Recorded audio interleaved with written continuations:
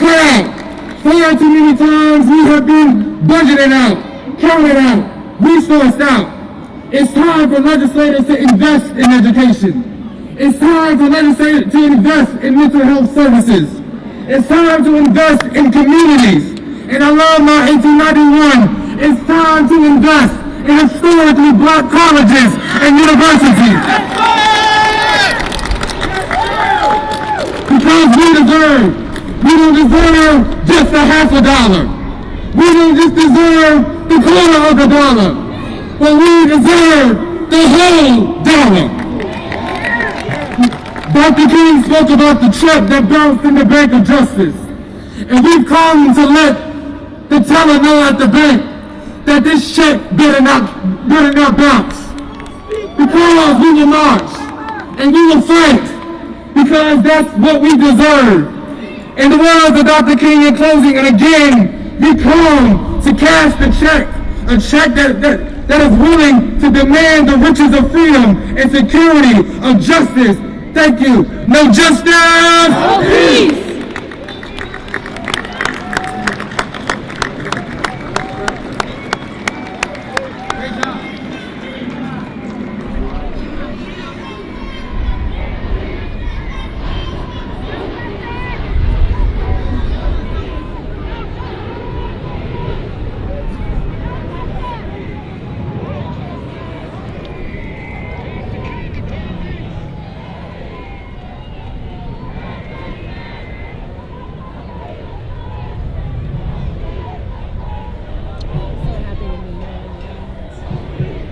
Got our feet in the water that Forrest Gump ran through. I hear you back there. No justice! No peace! No justice! No peace! That's just an echo you.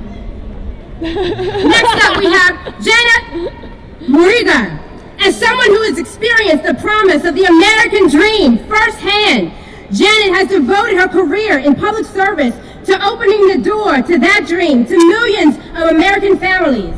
As a key figure in the Latino community, she continues this mission as president and CEO of Unidos US, a large national Hispanic civil rights and advocacy organization in the US. Welcome her to the stage.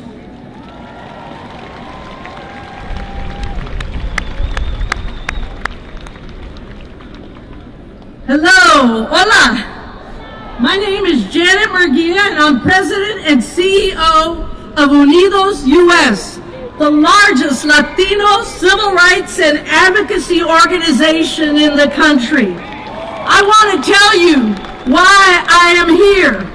I am here because we have stood and always will stand with Reverend Sharpton and Martin Luther King III and our brothers and sisters in the Black community until systemic and institutional racism in our society is eradicated.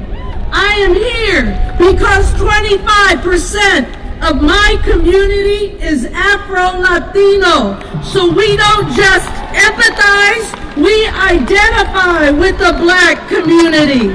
I am here because we need law enforcement to get their knees off the necks of our Black and Latinx young men. I am here because what we have seen in Kenosha, Wisconsin this week, a man shot in the back and paralyzed, peaceful protesters shot and killed by white nationalist vigilantes as the police have turned a blind eye, and silence from the man who holds the highest office in the land. That is immoral and unacceptable. I am here because our communities are bearing the brunt of a pandemic, both in lives and livelihoods, that is only getting worse yet.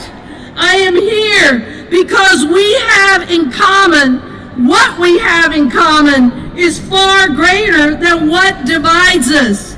As Dr. Martin Luther King Jr. wrote to Cesar Chavez in 1966, our separate struggles are really one, a struggle for freedom, for dignity, and humanity. I am here because we must support the young people of every background here as they rise up, make their voices heard, and tell those of their generation about the America that they want to see. Because we must reject bigotry and hate and insist that our country live up to its ideals and the values that we share.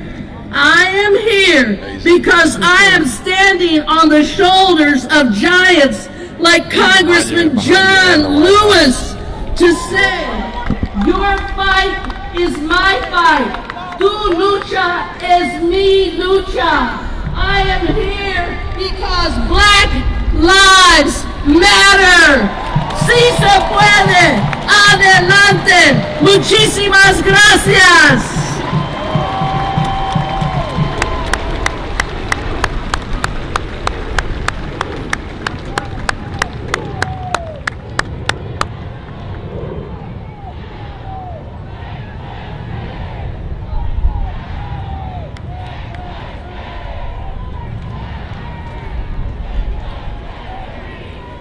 Up next, we have Reverend Dr. Richardson, who serves on the board of several corporations and national organizations and is currently chairman of the board for the National Action Network. Reverend Dr. W. Franklin Richardson is pastor of the historic Grace Baptist Church in Mount Vernon, New York. He leads the largest African American church in Westchester County, with a membership base of over 3,000 parishioners. Despite the interaction with U.S. presidents and heads of state, he has made sure to use the power of the pulpit to lift up local issues in the Mount Vernon area and nationwide. Dr. Richardson believes that grace must be at the vanguard of liberation and empowerment of African American people through our Christian faith. Please welcome Reverend Dr. W. Franklin Richardson. Legs gonna be tan with this, so. Huh? Gonna have a nice tan on the legs. Good I afternoon. can't believe I didn't burn it. Let's give ourselves a celebration. Look at how we've turned out in the midst of the pandemic, in the midst of all that's going on. This is important to us. We lay ourselves on the line because this is important. On behalf of the members of the board of National Action Network, I want to thank all of the various organizations who have collaborated with us to bring this to pass. We celebrate the great leadership of our President, Reverend Al Sharpton, and Martin Luther King III, having convened us together. But our coming together for the speeches and the rhetoric of the moment will be meaningless if we do not leave here and activate and get involved and fight the fight and vote and encourage those who are not. We are at a crossroads in American history. We're at the intersection of perish or promise. If we fail to deliver in November, we will perish. Yeah. If we fail to bring out our votes, we will not enjoy what we have struggled from. We are at a moment when all that we have fought for, all that our forefathers and mothers have died for, is at risk of being lost. Yep. Blood that's been shed for our freedoms is on the line, and we cannot perish. We must stand up. We must fight. We must engage every resource that we have. That's right. We still believe in America's promise. Not only are we on the precipice of perishing, but we're on the precipice of realizing the promise. That's right. And the promise is a nation where every person, black or white, yellow, red, male, female,